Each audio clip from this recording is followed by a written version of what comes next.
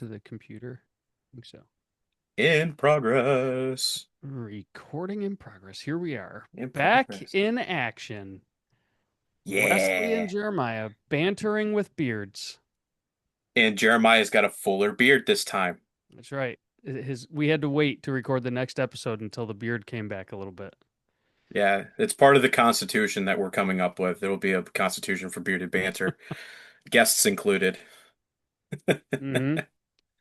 You cannot be a guest unless you either have a beard or you're wearing a beard. What do they call them? Beard toupee. Yeah, yep, those will be acceptable. It's got to be a Okay. real hair beard though. Can't be one of those like Oh, fake mustaches. It's got to be a real one. okay. It's got to look like real hair. All right. All right. A real, it has to be made of human hair. So that's Yes, another, specifically human hair. yeah, yeah. Dead Another or level alive of is not filter. practical. I'm leaving it Hey, there. peop I'm leaving it that there. that's we can leave it there. That's it. That's exactly it. We're not going to question. That's not for us to question, you know. We're not the authority on that. Right. We're the Right. authority on beard. We're not going to ask. It's a don't ask, don't tell situation where you Yeah, got your hair from, exactly. which part of the body it Exactly. came off of. Or whose Uh, body it came off of. It doesn't matter. yeah. You Yeah. have a beard. It's qualification. Good to go. Oh, we're off to a good start. We're off to a good start. I feel Yes. like people are just going to be sharing this one like crazy already. Yes. Share buttons are either that or reported. They're murderers. Someone get them. Yeah. Well, I have been into a lot of different things since last time we recorded. I'm back on the stick with intermittent fasting and OMAD practice, which stands for one meal a day, trying to get Ooh. myself back into a better state of mind, physically, mentally, all of the above. How about you? What you been up to? So, I mean, I had a big life change. Obviously, I had another child not that long ago, so Yes, you that's been did. a big change. Congratulations. Yes, thank you. And I was also working overnight for a few months, so that's why Bearded Banter hasn't been coming out as regularly as it normally was. Uh, but when it outside of all that, I just finished Assassin's Creed Shadows, like literally maybe 2 or 3 days ago. Takes me a year's time to play big games like that nowadays. Hmm. Other than that, I've been really into TGCs as of late. Trading T. card games. Oh, okay. TCG. TCG, yes, I said TCGs. it backwards. It's okay. I T was with you. TCGs, yes. What kind of trading card games? So I primarily like Magic the Gathering. That's definitely my favorite one to play. Hmm. I also have Digimon cards. I have tons of Digimon cards. More recently, I have there's a new game out for Gundam. I don't know if you've ever heard of Gundam or seen Gundam. It's No. kind of robots in space fighting each other, kind of cool. Hmm. Huge in Japan. Came to the States, and I've also dusted off an old one called Kaijudo that was from 2014 to 2016 that I found in a miscellaneous bin of stuff that I had in my room. Oh, I thought you were gonna say you went to that like bin store at the mall and found it there. No, Oh, no, okay. no. All right. And these are games that you can literally play over the table, right? Like, Yeah, okay, yeah. Like Pokemon. gotcha, gotcha. Yep. So where do you go to play them?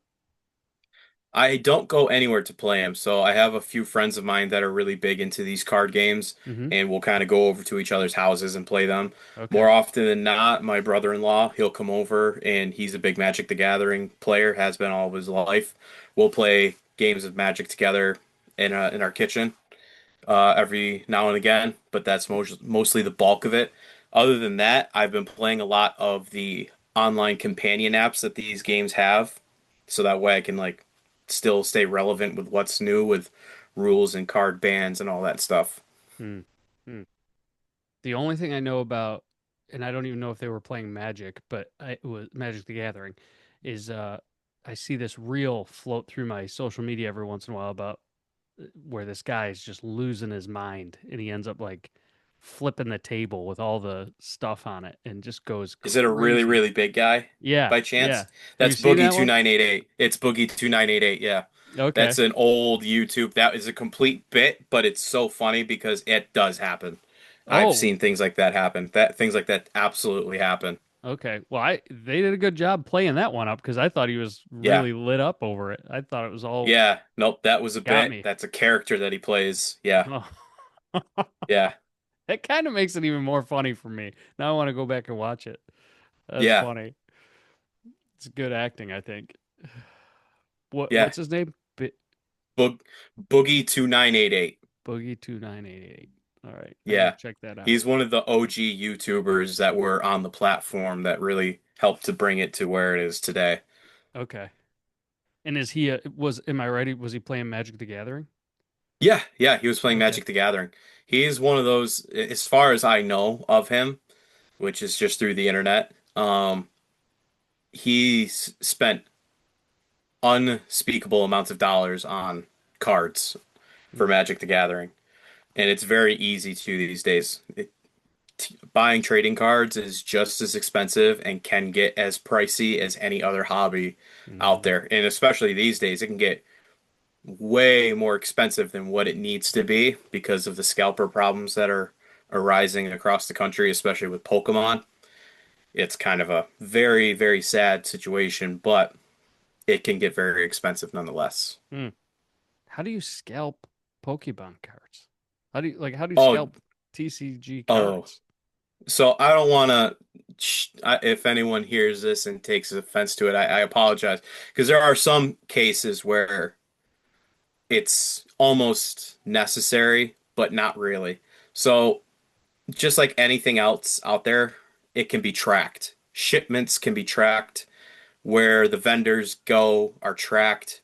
So let's rewind back to 2020 because that's where this whole scalper thing really started to go out of control.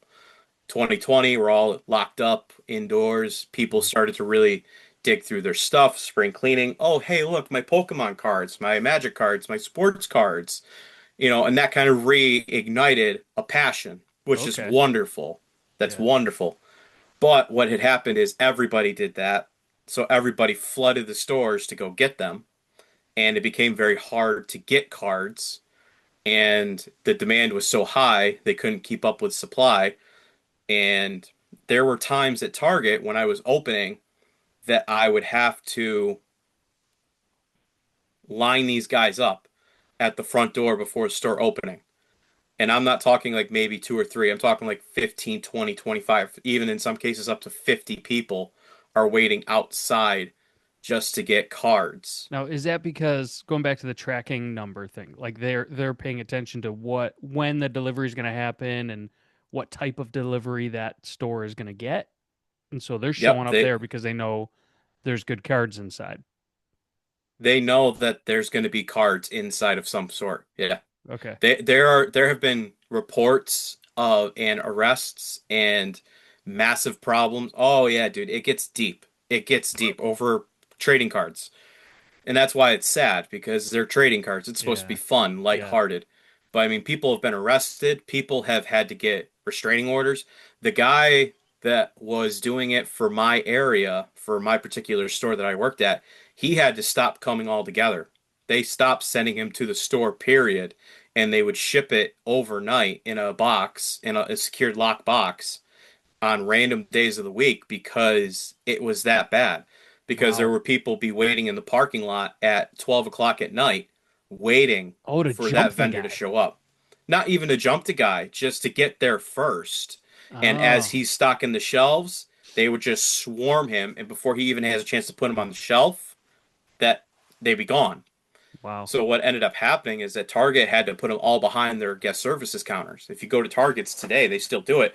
Most of their big ticket sports cards and trading cards are all behind their guest service desks, and you have to ask to get them. It's almost like a secured lock, like buying a PlayStation or a camera or a TV. You have to ask somebody to go get it for you because it's such a high ticket item now, Wow. and it's really that bad. Yeah. So what's the problem though? I mean, if somebody I'm a first come first serve advocate. So like if they want to stay up Yeah, till midnight and go and show up and how what's the problem it causes? Is it like genuinely they're just trying to slow things down and give everybody a fair chance to get the cards? Or were people doing nefarious stuff to get the cards off the shelf specifically? it's all it's mostly nefarious. So the one side of it, and it's where I can kind of sympathize because a lot of the local card shops and the local hobbyist stores can't get the product in for their own stores. Like they can't order it. They can order it through their distributions people that they have that they work with to get their stuff, but it's not showing up because the bigger box stores like Walmart and Target are paying a crap ton more to get priority Mm, over the smallish guys. mm, So the local mom and pop stores can't get the stuff. So what they do is they send their employees out mm, across the area. You go here, you go to that store, you go to this town, you go to that town, buy everything you can, and then bring it back here to the store to sell. yeah. And that's what scalping is that they're taking it from Target and Walmart, Ah, okay. they're taking it back to wherever, and they're upcharging it almost 200% in some cases because they can. Mm, And that's the okay. that's the real problem with it.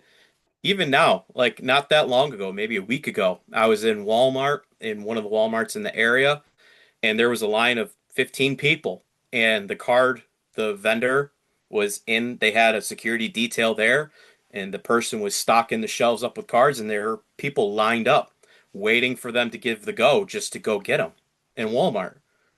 And then They just, as soon as they give them the yeah, go, they're all just charging the shelf to get yeah, as many yeah, boxes as they can. yeah, Oh wow. yeah. Well, you know And what? It's like anything. You people get hot over some collectible, and all of a sudden it's like Black Friday, but any day of the week, any day of the year. yeah, Hmm. the biggest problem that I have with it, I don't mind that people are reselling them. I don't mind that at all. Like you said, first come, first serve. That's fair. Stores have policies in place where you are only allowed to buy X amount of packs per day Yeah. or X amount of things per day. So that's fine. That's first come, first serve. Yeah. But the problem is the consistency. The first problem is the consistency because there are some stores they don't care. Their management doesn't see the point in putting energy into that policy, so we have other things to worry about that are more pressing. We're not going to worry about it, and they let people buy. I mean, you can look it up on YouTube and TikTok and everywhere. You can see people buying literally $10,000 worth of cards in one go. They're And buying that's I out the imagine it's entire because they're aisle. gonna do exactly what you said. They're gonna put them online, and they're gonna make Yes. 20 on their 10. Right, and they're Yeah. not shameful about it. And so the consistency on the retailer's end is one problem. The bigger issue that I have with it is just the morality of it all. Just the common decency of it all. I've grown up with Pokemon my entire life. I have been an avid Pokemon fan since the early 90s, since the Game Boy Color days, all the way up until today. Pokemon is celebrating its 30th year, and I'm all for what's going on. But I remember as a kid growing up and just being so excited to go to the store and get Pokemon cards or football cards, even. And that's all taken away now.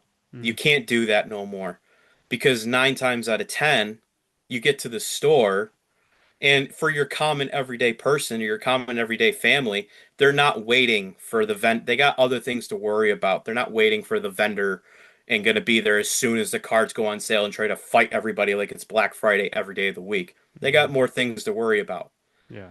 But you have people that will buy up every single one of them and say, "Oh, too bad, so sad. I'm going to charge 10 times more for it. And if you don't want it, that sucks. I don't care that you're buying it for your kid. I don't care if you're doing this. I don't care. I got here first." Yeah. Yeah. And I see there's that. an arrogance to it. Yeah. And it ruins the whole idea of collecting the cards. It ruins the whimsical fun for kids. You know, my oldest kid is into Pokemon, is into Yu-Gi-Oh!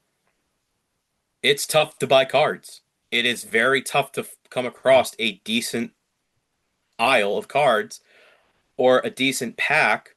I mean, it's just sad because I have to tell my kid like, they don't have any.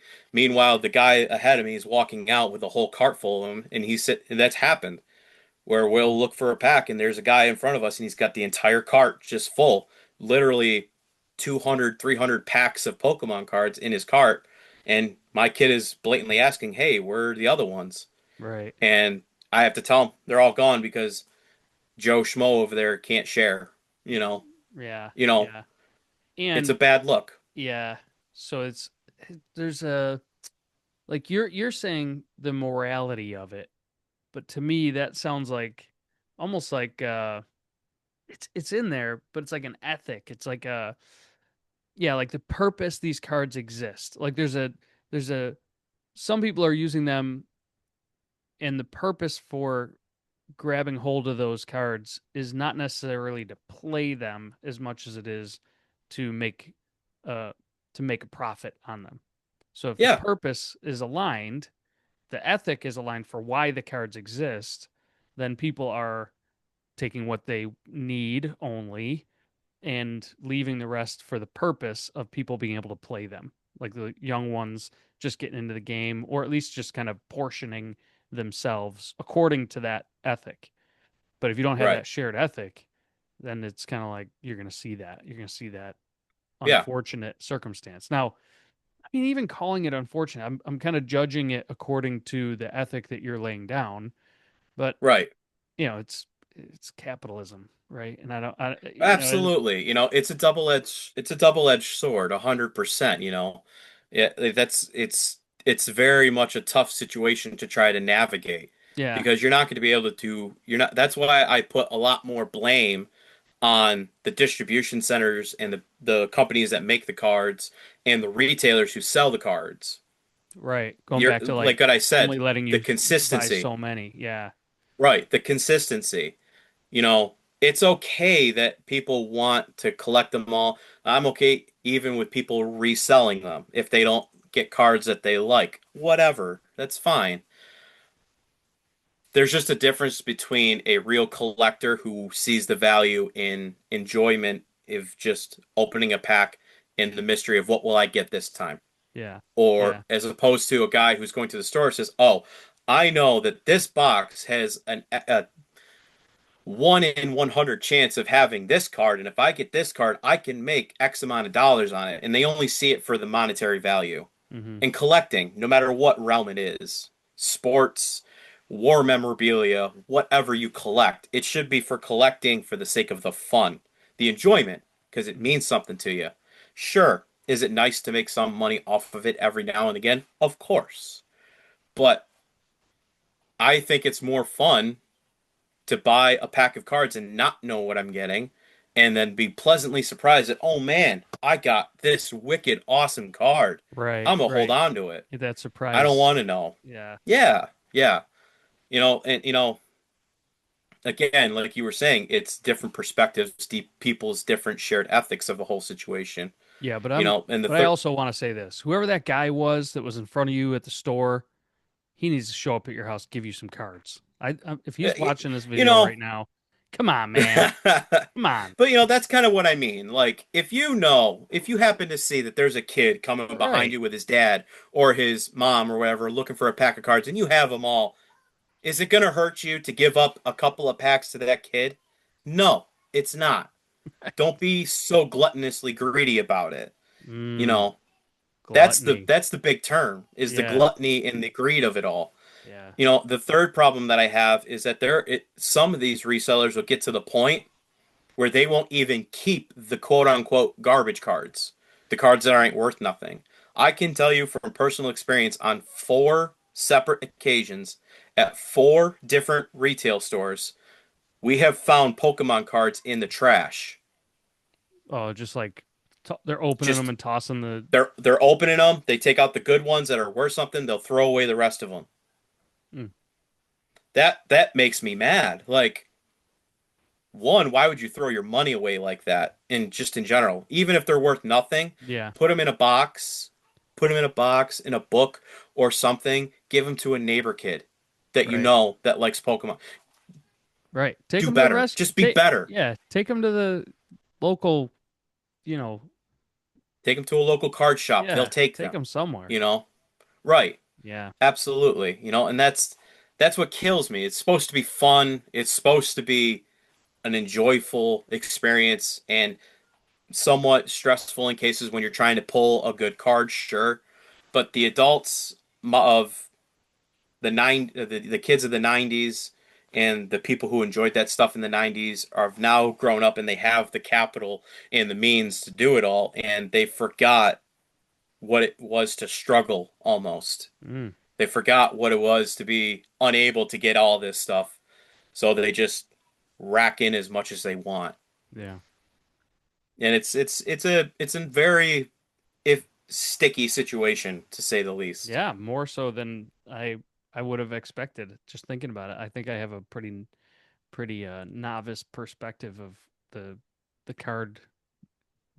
What is it? TCG tape. What is it? Trading Table card games. trading card games. I was thinking Trading card games, tabletop yeah. games. Okay, Yeah. so I got another question for you on a different topic, but it might be equally as Yeah. frustrating for you to talk about. Oh boy. How are you I have an feeling about idea where you're the going. how are you feeling about the Houston Texans offseason this I knew year? you were going this way. I knew I knew we were gonna get here eventually. I haven't been I'm paying hard so I'm asking that. I've been paying attention to the Bills moves in the yeah, offseason. yeah, yeah. I haven't heard anything, I haven't even investigated anything what Houston's doing. So I'm just asking like I don't know. I don't know anything that they've done. So I can tell you that there hasn't been too much movement where I'm impressed or of having a reaction of they did the right thing. Like they fired an assistant linebackers coach, which whatever, that's here or there. They let go, or another coach got hired to be a DC of another team. Hmm. Whatever, that's Normal fine. move kind of stuff, like the Yeah, typical normal. coaching moves. The one move that they did make, they fired a offensive assistant, Hmm. but it wasn't the offensive assistant I was hoping they would fire. Now, I got to say, too, I don't want anyone to lose their jobs, but those NFL coaches make a lot more money than I will ever see in one day in my entire life. Yeah, and it's kind of part So, of it's part of the evolution of coaching too. I'm seeing this year as a Bills fan, I'm learning a lot more about the coaches moving around. I'm paying attention to it, and it seems as though you get fired as an assistant coach, you go to a different team, you take a different job on their staff, you learn a little bit yep, more, and then eventually you get a little bit more well-rounded, and you become, if you stay in that field, you become more appealing to different teams. So it's yeah, almost like, it's not that strange in the professional world where your no, performance no, it's doesn't not. reach the level that you want. They let you go to a different team, you try your best there. It just seems like those assistant coaching, and even we hear a lot about the OCs and the Yeah, offensive coordinators. For those of you who are a little bit less familiar with the language, defensive coordinators, offensive coordinators, DC, OC. So yeah, it just seems like there's a lot of movement in those spaces. there has been. There's been a lot of movement with a lot of teams, but there's also been 10 head coaching changes. So with that, that's going to cause a Yeah, big shakeup in a lot of staffs across the NFL. But to circle back, there hasn't been too much movement yet on Houston's end that has been noteworthy. yeah, I think that you'll see a little bit more in the next month or two now that the Super Bowl is over, now that all the head coaches are kind of settling in and getting their staffs together. I think in the next month or so, you're going to see things shake up where it's actually going to matter. yeah. Start to see some But personnel changes on the field, like who's going to be really with them next year. right, right. It because there's always that period before this Super Bowl happens and after the Super Bowl happens where you're not really allowed to say what you're doing. Hmm. The NFL has kind of got guidelines and rules of what's tampering, what's not tampering, and what you can say, what you can't say. Like Clint Kubiak, the offensive coordinator for the Seahawks, we all knew that he was taking the job at the Raiders to be the head coach. Yeah, That was well known a month before the Super Bowl happened, but because of the rules, they can't officially say, Yeah, he's the head coach It's because funny. he's It's still like, working for the Seahawks. yeah, like 5 minutes after the game is over, he's online or he's being interviewed talking about it. It's like that must be the Yes. official release moment. As soon as the game's over, you can talk about it openly. Yeah. Yeah, and then, so it's just very strange how some things like that work out in the NFL. Like we all knew he was going to go, Yeah, but you can't say it because then yeah, it's against the rules, despite the fact that we know. right, right. So, Yeah, I'm but sure they're there for a reason. Somebody at some point was hacking the system and figuring out what how to oh keep sure, things, you know. probably the Patriots. I wasn't gonna say it, but I'm just tugging at strings, Patriots it, fans, it just it tugging at might strings. it might be another reason why somebody didn't make it into the Hall of Fame this year. Oh Somebody whose name rhymes with Dill Kellicek, man, that is whether you like Bill Belichick, whether you don't like Bill Belichick, that was the biggest snub I think I've ever seen right?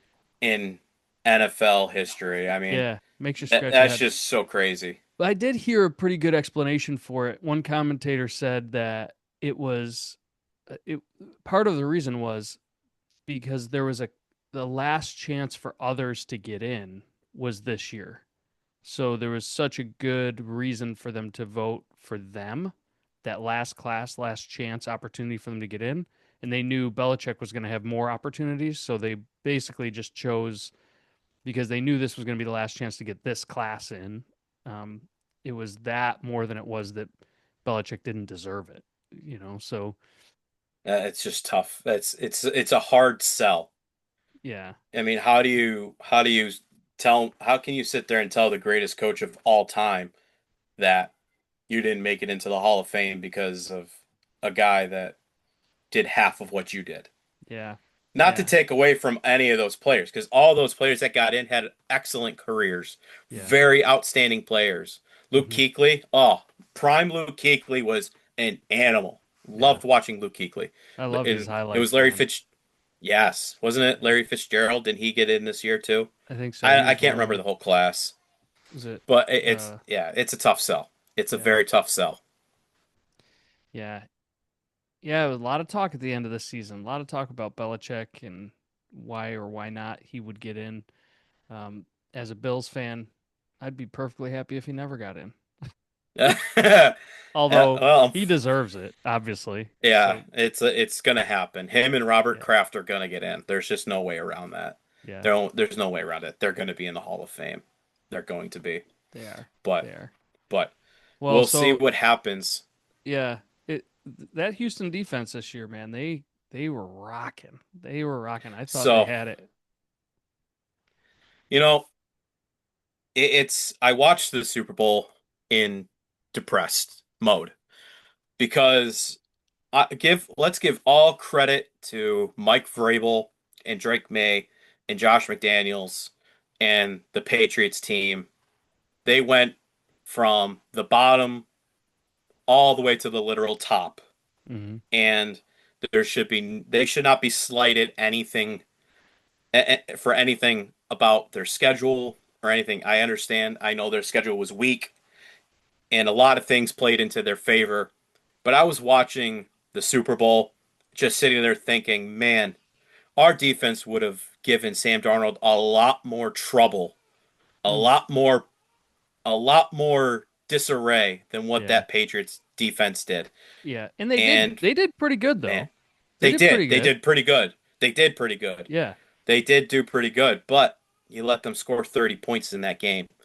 And yeah, for most of that game, even when the Patriots had those two big touchdowns in the fourth quarter, I didn't sit there and say, "Yep, here comes the comeback." I was like, "It doesn't matter. It's still over. yeah. They're not coming back from it." Now, It what do you wasn't like think? the Atlanta. Do you think? What do you think Houston's offense would have done against that defense though? Because that's where the game would have been made. Would they So have been if we able to? had gotten to that point, Yeah. I think I think Davis Mills would have been playing, not C.J. Stroud.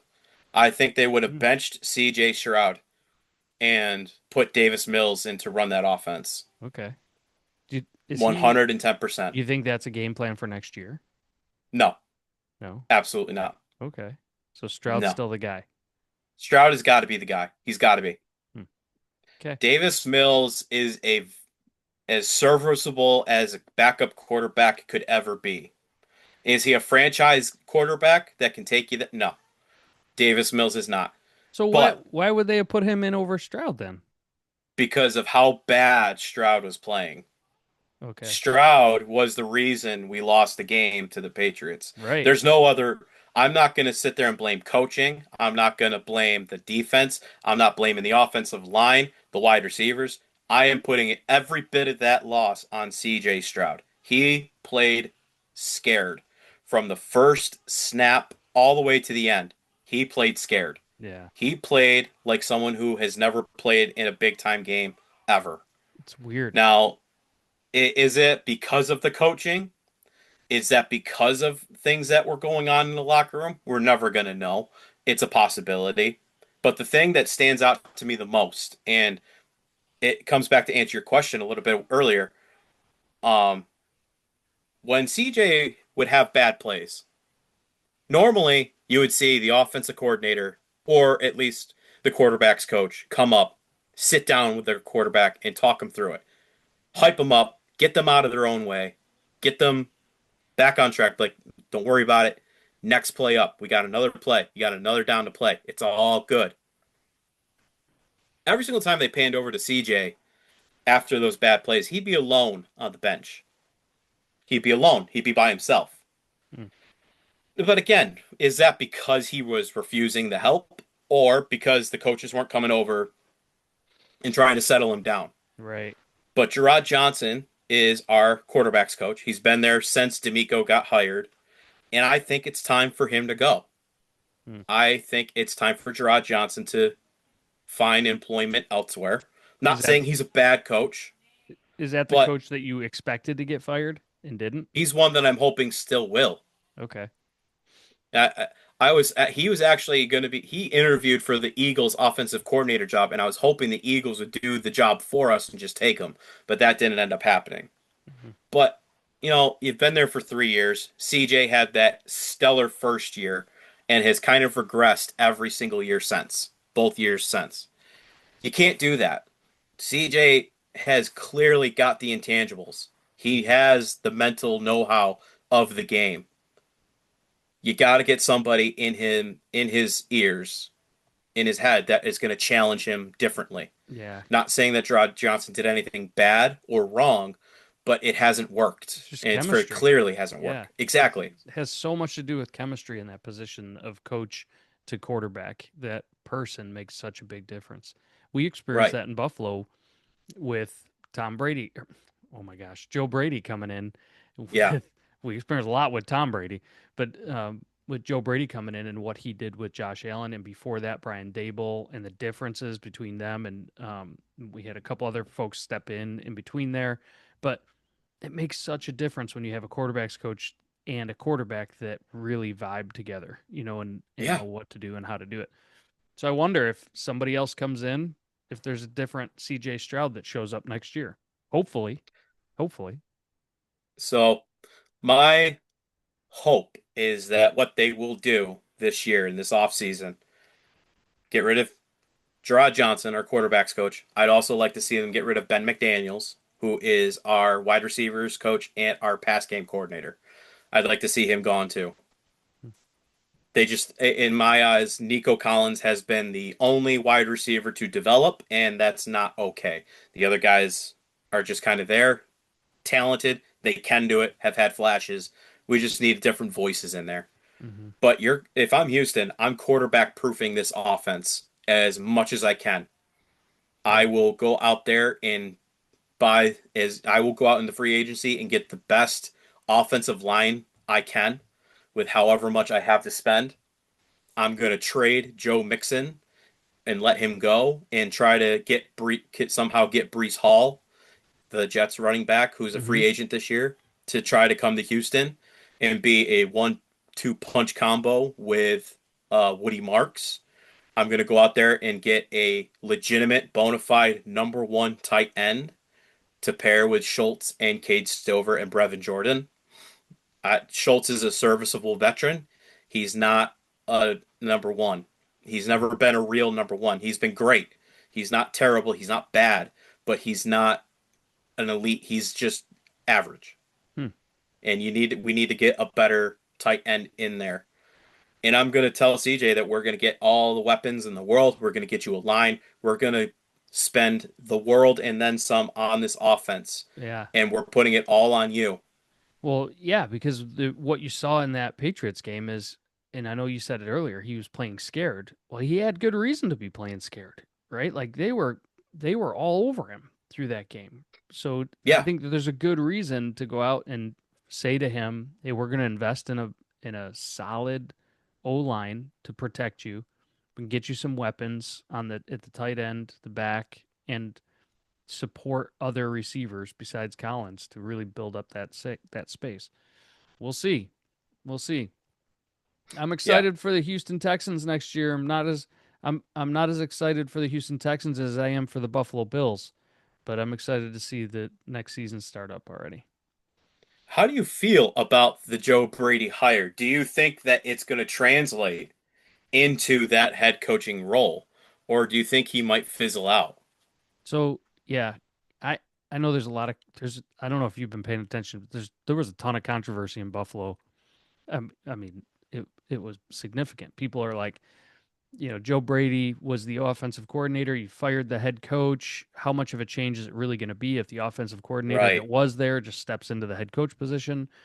And I had my own kind of skepticism around that until I I saw his press conference and then the hires that he made following his installation. And I thought, man, this could be really cool. He's got Jim Leonard, uh, uh, you know, Okay. all I think all pro Buffalo safety, then who went into coaching after his time in Yep. Buffalo as their defensive coordinator. He's got a great offensive coordinator in I'm forgetting his name, Carmichael, is it something like that from Denver. So he's got some good veteran guys around him, as well as some guys that'll shake things up and do things a little bit differently than they've done in the past. With the same core of talent on offense, need to build up some wide receiver talent, obviously, but I feel pretty good about Joe Brady as a head coach. I like the connection he's got with the players already. I like his youth and the way he's communicating about the team. A little bit nervous about his like fanboyhood of Josh Allen. He seems a couple of times he's talking Yeah. so much about Josh Allen in a way that's like almost like I love you, like and you could tell he really respects the Yeah. talent there, but there's a line that you cross sometimes that's just a little bit too much and also I get a little bit concerned about Josh Allen feeling like he has carried the team, but at some point that pressure it's like a pressure cooker for a player. I think you can grow into it and you can sustain and be that pressure player, but I just wonder if you put all of the team on the shoulders of that one guy, how long does that last? And then you get the head coach talking about how we're going to do everything for Josh Allen. Well, okay, but it's still a team, so little bit there, but overall, I'm I'm pretty excited about what this 2026 season is going to look like with the changes they've made in coaching staff. But we'll see. I think the big question mark is wide receiver talent. Can they go out there and Yeah. get a number one, to go along with what they need? There's some struggle in the defensive backfield, although this past year Tre'Davious White and a couple others came on strong, real strong. So I was glad to see that um, plagued by injuries late in the season. So that team stays healthy. Man, one or two players still in the game at the end of the season against Denver. And, like it doesn't take much for the Bills to make it to the next level. And No. I think No. when they hired Joe Brady, it was a statement of we got a lot of things that went great here, but we need to take it to exceptional. And I think, and time will tell. I could be 90% wrong here, but I'm going to say it. I think Joe Brady will bring what they need to be exceptional. I do. I think that. Yeah. And I know I could be wrong. but I'm gonna say it anyway. I think he's gonna take them there, and by Do you there I have mean any? Super Bowl. It has it. I feel bad for Sean McDermott, but I don't feel bad for Sean McDermott because this was the easiest path ever to the Super Bowl for the AFC. Yeah, Easiest yeah, ever. It's not going to be easier than this ever again. I have a feeling that Mahomes is going to come back with a raging thunder of just explosion of talent and play that we've never seen from him because that was a bad year for the Chiefs and that's unacceptable in their building. You didn't have Lamar there. I think that Joe Burrow is going to get traded to a different team. mm, I don't think Joe Burrow is going to be in Cincy. So wherever he goes, that's going to be a thing. And yeah, you have a lot of great young talent in the AFC outside of, the three that are typically there, the Bills, the Chiefs, and the Ravens. I mean, right. there's a lot of strong teams up and coming Oh yeah, behind you. Jacksonville looks like they have a squad. oh yeah, Good. The Chargers, they just needed if the Chargers were healthy, the Chargers I think would have been in the Super Bowl. If the Chargers had had their offensive line, I think they would have ran right through the playoffs. mm, Because Justin Herbert I think he's the toughest quarterback in the NFL, bar none. He is yeah, just the toughest guy out there. yeah, yeah, So I hope you're right. yeah. And I'd like to see Stafford get there. There's a lot of on the other side of the division, on the other side of the league. You got a lot of really great young talent and old talent. So it'll be a fun season. I miss it already. I'm looking forward to the fall. Yeah. And congratulations to Sam Darnold, man. What a great Right? redemption story.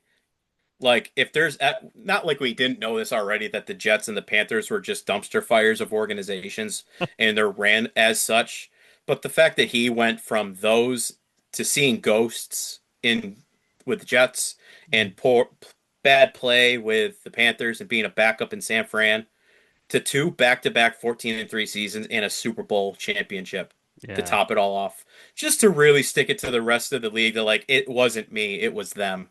Like that's such a Well, great story. but I think it also not just that but there's also going back to that idea of like moving around. Like there's a certain thing that happens to a player when they're shaped in different settings, and Yeah. Sam Darnold in Seattle is not the Sam Darnold that was in New York.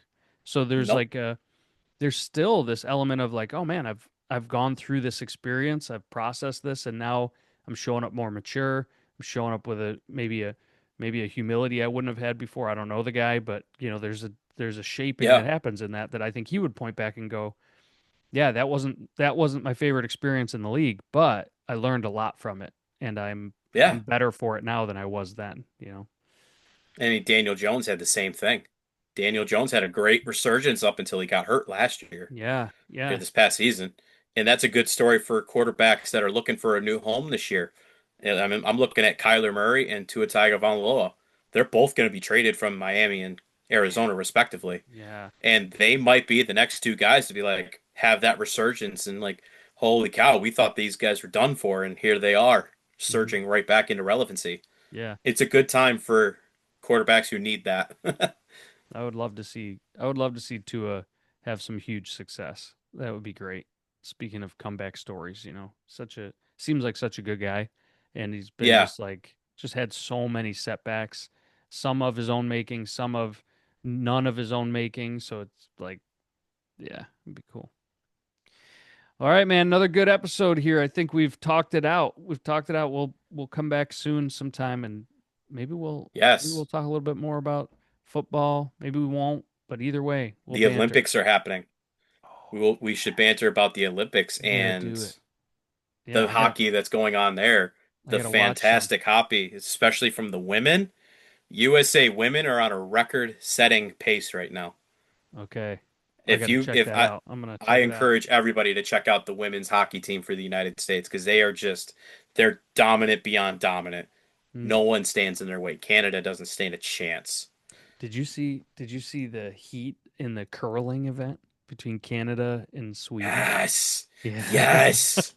Dude, I Canada. love it Who so would have thought much. Canada was cheating? Who would have thought it? I I know. know. I know. I know. All right, that's what we'll do. Next time out, we'll be talking about Winter Olympics, all the conspiracies and all the tensions around things that are going on there. All right, Wes, thanks for taking the time, man. Looking forward to the next one. Stay bantered. Stay it.